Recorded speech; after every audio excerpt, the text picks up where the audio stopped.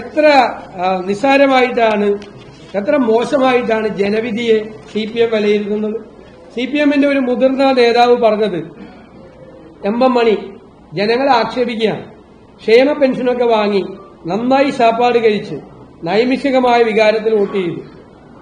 ഇതെല്ലാം വാങ്ങി ഭംഗിയായി ശാപ്പാട് കഴിച്ചവർ ഞങ്ങൾക്കിട്ട് വെച്ചു.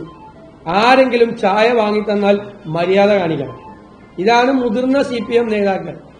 CPM നേതാവ് കേരളത്തിലെ ജനങ്ങളെ അപമാനിച്ചുകൊണ്ട് സംസാരിച്ചത്. ഇത് മുഖ്യമന്ത്രി പിണറായി വിജയൻ അടക്കമുള്ള CPM നേതാക്കളുടെ മനസ്സിലിരിപ്പാണ്. അവരുടെ വീട്ടിൽ നിന്നല്ല ഔദാര്യം കൊടുക്കുന്നത്, സംസ്ഥാനത്തിന്റെ ഖജനാവിൽ നിന്നാണ്. സംസ്ഥാനത്തെ എല്ലാ വിഭാഗങ്ങളും കൊടുക്കുന്ന നികുതി പണത്തിൽ നിന്നാണ് അവരെന്തെങ്കിലും ക്ഷേമ പരിപാടികൾ നടത്തുന്നത്. ക്ഷേമ പരിപാടികൾ നടത്തിയ ആദ്യത്തെ ഗവൺമെന്റ് അല്ല ഇത്. ക്ഷേമ പരിപാടികളെ അട്ടിമറിച്ച ഗവൺമെന്റാണ്.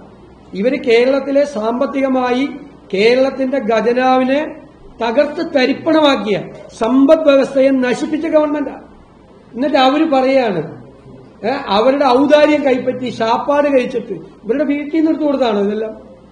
എന്നിട്ട് അവർക്കിട്ട് തിരിച്ചിട്ട് പണി കൊടുത്തു എന്ന് പറയുന്നത് CPM നേതാക്കന്മാരുടെ മനസ്സിലിരിപ്പാണ്.